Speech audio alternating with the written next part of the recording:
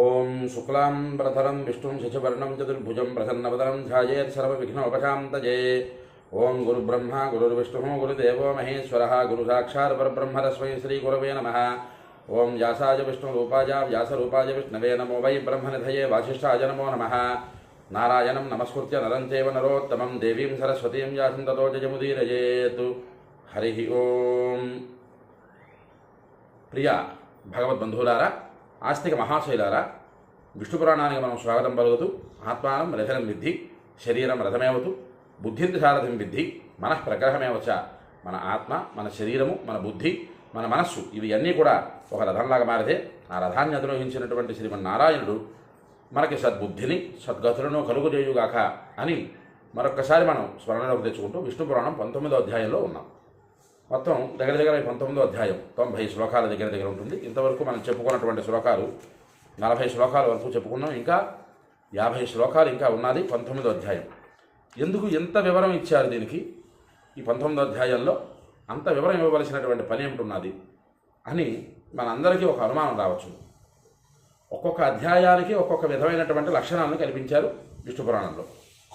ముఖ్యంగా ఈ 19వ అధ్యాయంలో ఉన్నటువంటి లక్షణం ఏమిటయ్యా అంటే, నేర్చుకున్నటువంటి విద్యకి సార్థకత, నేర్చుకున్నటువంటి గురు శుశ్రూష చేస్తూ చేయవలసినటువంటి సమయంలో చేయదగినటువంటి ధర్మబద్ధమైన కర్మాచరణ ఆచరిస్తూ శైశవేభ్యస్త విద్యానాం, నేర్చుకున్నటువంటి విద్య చిన్న వయస్సులో అసలు ఆ విద్య నేర్చుకోవడానికి కారణం కాదు కదా, విద్యలో ఉండేటటువంటి అంతరార్థాన్ని గ్రహించాలి. తద్వారా భగవంతుడి పట్ల భక్తి చెదిరిపోకుండా ఎలా నిలబడాలి అనేటటువంటి ప్రధానమైనటువంటి లక్షణం మనకి 19వ అధ్యాయంలో కనిపిస్తున్నారు. ఎందుకు ఇంత గట్టిగా భక్తి గురించి ఈ అధ్యాయంలో ఎంత విశేషంగా ఎంత వివరంగా ఇచ్చారు అంటే, కలి ప్రభావానికి లోనైనటువంటి మానవులందరూ కూడా కలిపురుషుడి తాలూకా బాధలకి ఓర్వలేక తను చేసినటువంటి తప్పిదం ఎరగక పూర్వజన్మ కర్మపుణ్య ఫలం వలన నాకు ఇన్ని బాధలు భగవంతుడు పెడుతున్నాడు అనేటటువంటి ఆలోచనలోకి దిగజారిపోతున్నటువంటి రోజులు కదా ఇవి.